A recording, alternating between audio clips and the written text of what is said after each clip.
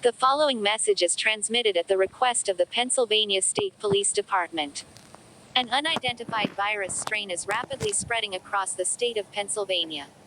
The first reports of the virus are believed to have been in State College. The virus has since spread throughout the state of Pennsylvania. It is believed that it will spread to adjacent states within the next 12 hours.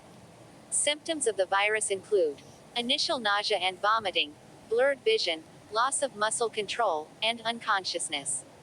There are reports of infected persons turning into zombie-like creatures. Avoid such persons at all cost, as this is an airborne spread virus. Shelter in place and avoid traveling out of your home for 1 to 2 weeks.